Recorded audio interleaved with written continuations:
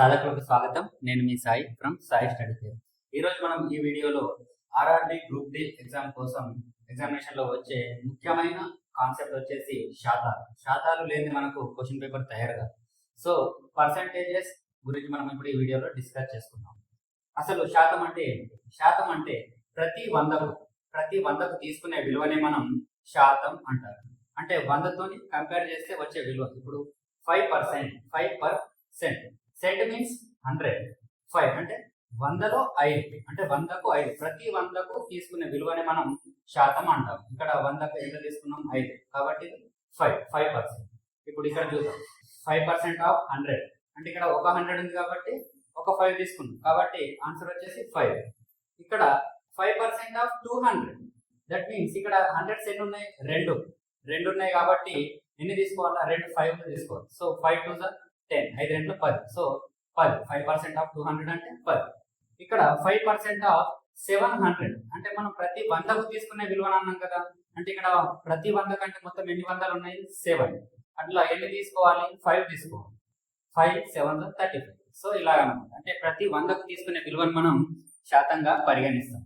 అలాగే ఇంకొకటి వచ్చేసి 100 హారంగా కలిగిన భిన్నమును శాతం అంటాం. ఏంటి? 100 హారంగా కలిగిన భిన్నాన్ని మనం శాతం అంటాం. For example 5/100 5%, 2/100 2%. ఇక్కడ ఫర్ ఎగ్జాంపుల్ 3/100 దట్ మీన్స్ 3%. అంటే ఇక్కడ పర్సెంట్ అనే ఈ సన్న అంటే ఈ గుర్తుకు అర్థం ఏంటి?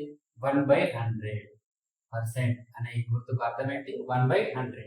అట్లా నోట్. ఇది చాలా ఇంపార్టెంట్. అంటే ఇది మన క్వాంటిటీ యాప్టిట్యూడ్ కానీ రీజనింగ్ కానీ శాతాలు ఎప్పుడు ఎక్కడైనా ఇది ఉపయోగపడుతుంది. మొత్తం విలువ ఎల్లప్పుడు మనం 100% తీసుకోవాలి, లేకుంటే హారంగా తీసుకోవాలి. ఇక్కడ 5/100 ఉంది కదా.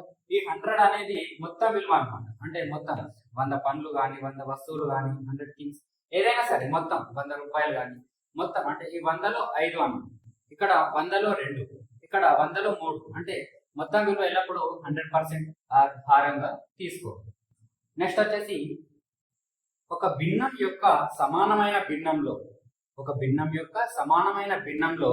హారము 100 అయినప్పుడు లవాన్ని ఇచ్చిన భిన్నం యొక్క శాతంగా చెప్తాం, శాతంగా పరిగణిస్తాం. ఇంకోసారి చెప్తాం. ఒక భిన్నం యొక్క సమానమైన భిన్నంలో ఏమన్నాడు ఇక్కడ? ఒక భిన్నం యొక్క సమానమైన భిన్నం అంట. ఫర్ ఎగ్జాంపుల్ ఒక ఎగ్జాంపుల్తో మనం దీన్ని డిస్కషన్ చేద్దాం. ఇప్పుడు ఒక భిన్నం ఏంటి? 2/50. 2/50 అనేది ఒక భిన్నం. దీని యొక్క సమానమైన భిన్నంలో అంటే ఇప్పుడు 2/50 యొక్క సమానమైన భిన్నం ఏంటి? 2/50. భిన్నంలో హారము 100 అయినప్పుడు హారము మనకు 100 కావాలి అంట. ఇక్కడ ఈ హారము 100 కావాలంటే ఏం చేయాలి? లవాన్ని హారాన్ని 2తో గుణించాలి. అయితే 100 అవుతుంది. అంతే కదండి. ఇప్పుడు ఒకవేళ మనం క్యాన్సిల్ చేస్తే కూడా 2/50 వస్తుంది. కాకపోతే మనం హారం ఏం కావాలి? 100 కావాలి. 2 2 4, 50 2 100. సో ఇక్కడ సమానమైన భిన్నం ఏది? 2/50కి 4/100. ఒక భిన్నం యొక్క సమానమైన భిన్నంలో హారం 100 అయినప్పుడు లవం ఎంత? ఇక్కడ ఇది తీసుకోకూడదు, ఇది తీసుకోకూడదు. లవం, ఈ లవాన్ని ఇచ్చిన భిన్నం యొక్క శాతంగా పరిగణిస్తాం. అంటే ఇక్కడ 4/100 ఉంది కదా. ఈ 4ని మనం ఏమనాలి? ఏమని పిలవాలి? సంఖ్యను మొత్తం 4% అని పిలవాలి. ఇలా ఒక భిన్నం యొక్క సమానమైన భిన్నంలో హారము 100 కావాలి. హారం 100 అయితే ఇప్పుడు ఫర్ సపోజ్ ఇక్కడ హారం 100 ఉంది. సో దీన్ని ఏమని పిలుస్తాం? 5% అని పిలుస్తాం. ఇంకొక ఎగ్జాంపుల్ చూస్తే 21/100 ఉంది. ఇక్కడ హారం 100 ఉంది కదా. దీన్ని ఏమని రాసుకోవచ్చు? 21%. ఇలా హారం 100 అయినప్పుడు ఇచ్చిన లవాన్ని మనం భిన్నం యొక్క శాతంగా పరిగణిస్తాం. ఇప్పుడు మనం పర్సెంటేజెస్ లో బేసిక్ మోడల్ నుంచి వద్దాం. ఫస్ట్ వన్ వచ్చేసి శాతాలను భిన్న రూపంలోకి మార్చడం. ఇది లెవెల్ 1 అంటే చిన్న కాన్సెప్ట్ అన్నమాట. దీని నుంచి ఇది basic concept. So 1% are percentage కి అర్థం 1/100 అని ఇంతకుముందు చెప్పుకున్నాం కదా. అలాగే X% అంటే ఏమని రాసుకోవాలి? X/100. ఫర్ సపోజ్ 3% అని అంటే 3/100. అలా 4% మీన్స్ 4/100, 5% మీన్స్ 5/100 అలా మనం రాసుకోవాలి. అంటే పర్సెంటేజ్ ఈ గుర్తు వస్తే దాని పక్కన దాని అర్థం ఏంటి? 1/100తో గుణించాలి అని అర్థం. సో ఇక్కడ 100% అని ఉంది. 100% మీన్స్ 100 మనం 100 అలా రాసుకుంటాం. పర్సెంటేజ్ దానికి అర్థం ఇంటూ 1/100 అంతే కదా. So 100 once 100 once. So answer వచ్చేసి 1. 100% కి అర్థం ఏంటి అంటే పూర్ణం ఒకటి అంటే ఆర్ మొత్తము అని అర్థం. 100% మీన్స్ ఒకటి లేకపోతే మొత్తము అని అర్థం. నెక్స్ట్ వచ్చేసి 50%. 50% మీన్స్ 50 ఇంటూ 1/100. పర్సెంట్ అర్థం 1/100 కాబట్టి సో 50 వన్స్ 52 దట్ మీన్స్ 1/2. 50% అర్థం ఏంటి సగము ఆర్ 1/2 ఆర్ ఇక్కడ హారంలో ఏముంది 2 అంటే అక్కడ మొత్తం ఎన్ని ఉన్నాయంట రెండు పండ్లు కానీ రెండు వస్తువులు కానీ మొత్తానికి అర్థం ఏమిటి హారము 2 అన్నమాట. అంటే 2 లో 1 ఉంది 1/2 అంటే సగము అన్నమాట. 25% మీన్స్ 25 ఇంటూ 1/100 ఇక్కడ 25 వన్స్ 25 ఫోర్స్ సో 1/4. 100% కి 1, 50% కి 1/2, 25% కి 1/4.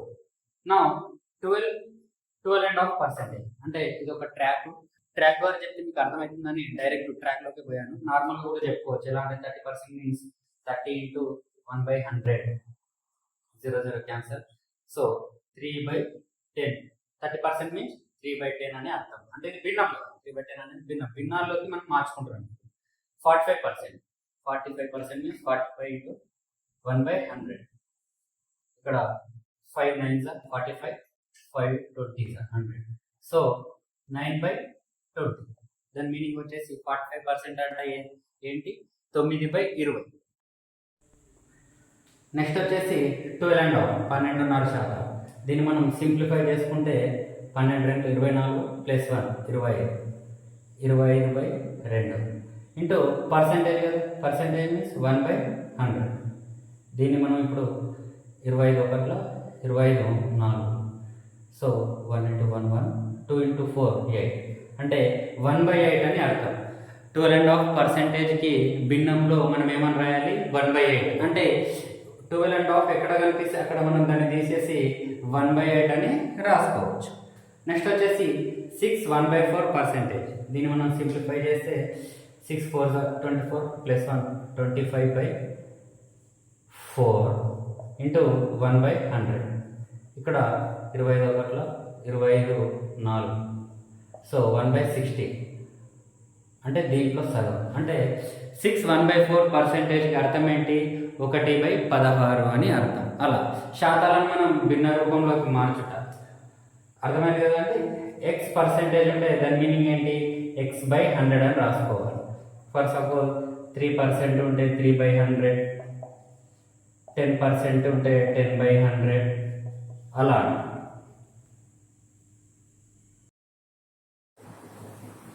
నెక్స్ట్ వచ్చేసి భిన్నాలను శాత రూపంలోకి మార్చడం. మనం ఇంతకుముందు శాతాలను భిన్న రూపంలోకి మార్చాం కదా, ఇప్పుడు భిన్నాలను శాత రూపంలోకి మార్చాం. ఇక్కడ కాన్సెప్ట్ వచ్చేసి సింపుల్. ఏదైతే ఉందో దాన్ని 100% తోటి గుణించడం. ఫర్ సపోజ్ ఇక్కడ 1/2 ఉంది. 1/2 ఇంటూ దేంతో గుణించాలి 100%. సో 2 1 2 50. దాని మీనింగ్ 50%. అంటే 1/2 అనే భిన్నానికి అర్థం ఏంటి 50%. భిన్నాన్ని మనం ఎందులోకి మార్చుకున్నాం శాత రూపం. అలాగే 1/4 చూద్దాం. 1/4 ఇంటూ 100 వచ్చేసి 425. సో 25%. 1/4కి అర్థం 25%. అలాగే 1/8 చూద్దాం. 1/8 ఇంటూ 100%. ఇక్కడ మనం 2 4s 2 50s 2 2s 2 25s. So దానికి అర్థం వచ్చేసి 25/2%.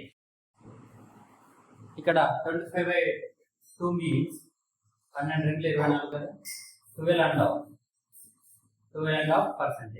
ఇక్కడ 1/16 ఇంటూ 100%. ఇక్కడ 4 4 16 4 20 అంటే 25/4%. ఇక్కడ 4 ఎన్నిసార్లు పోతుంది 6 సార్లు. సో 4 6 24 ఎంత మిగులుతుంది 1/4%. 6 1/4%. ఇప్పుడు ఆర్ఆర్బి గ్రూప్ డి 2022 అక్టోబర్ లో అడిగిన ఒక ప్రశ్న చూద్దాం. If the cost price of 63 articles is equal to the selling price of 54 articles, then what is the gain or loss percentage? ఇక్కడ మనకి ఏం అడుగుతున్నాడండి, the cost price of 63 articles అంటే 63 వస్తువుల కొన్న వెల, CP of 63 articles is equal to SP అమ్మిన వెల, 54 ఆర్టికల్స్ అమ్మిన వెలకు సమానం. అప్పుడు మనకు లాభం వస్తుందా నష్టం వస్తుందా ఎంత శాతం వస్తుందా అనేది ప్రశ్న. ఇక్కడ జస్ట్ మనం నార్మల్గా చిన్నగా అర్థం చేసుకుంటే సగం ఆన్సర్ చేసేయచ్చు. ఇక్కడ మనకు సిపి ఇచ్చాడు, ఎస్పి ఇచ్చాడు, అయితే మనం వన్ సైడ్ రాసుకుంటే 63/54 ఇది వచ్చేస్తుంది కదా, is equal to SP by CP. CP అంటే కొన్న వేల, ఎస్పి అంటే అమ్మిన వేల. ఇక్కడ మనకు కొన్న వేల ఎంత ఉంది 54, అమ్మిన వేల 63. అంటే ఏది ఎక్కువ ఉంది, అమ్మిన వేల ఎక్కువ ఉంది కొన్న వేల కంటే. కాబట్టి లాభం వస్తుందా నష్టం వస్తుందా అంటే కంపల్సరీ మనకి లాభమే వస్తుంది. కాబట్టి ఇక్కడ లాస్ అన్న ఆన్సర్ మనం రాంగ్ అనుకోవచ్చు. నెక్స్ట్ వచ్చేసి వీటి శాతం కనుక్కోవాలి. సింపుల్, పెద్ద పెద్ద ఫార్ములాస్ ఏం అవసరం లేకుండా మనం ఎప్పుడు కూడా లాభ నష్టాలను మనం సిపి మీదనే లెక్క కొన్న వేల మీద. కాకపోతే అది లాభం వస్తే లాభ శాతం, నష్టం వస్తే నష్ట శాతం ఇంటూ 100%. శాతం అంటే 100% కదా అది. ఓకే, ఇప్పుడు మనకి ఇక్కడ లాభం ఎంత వచ్చింది, మనకి సిపి వచ్చేసి 54. లాభం అంటే సిపి కంటే ఎస్పి ఎంత ఎక్కువ ఉంది, 9 రూపాయలు ఎక్కున్నాను. 9 ఇంటూ 100%. సో 9 1 9 6 2 3 2 15 అంటే 50/3%. దాని అర్థం ఇది ఎన్నిసార్లు 16 సార్లు, 16 48 2/3%. లాభ శాతం నష్ట శాతం అంటే అది లాభ శాతం. కాబట్టి 62/3% గెయిన్ ఈస్ రైట్ ఆన్సర్.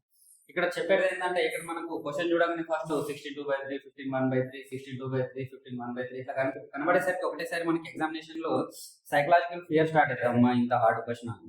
కానీ జస్ట్ మనం సింపుల్ గా ఒక 1 సెకండ్ ఇట్లా ఆలోచిస్తే అర్థమైపోతుంది ఆన్సర్. దానికోసం మనకు మల్టిప్లికేషన్ ట్రాక్ అనేది ఉంటుంది. ఎట్లా అంటే ఇప్పుడు 1/2 అంటే 50%, 1/3 అంటే 33, 1/3% ఆర్ 33.33%. అలా దాన్ని మనం నెక్స్ట్ వీడియోలో డిస్కస్ చేద్దాం. ఈ వీడియో మీకు నచ్చినట్టయితే సబ్స్క్రైబ్ చేయండి, లైక్ చేయండి, షేర్ చేయండి. Thank you.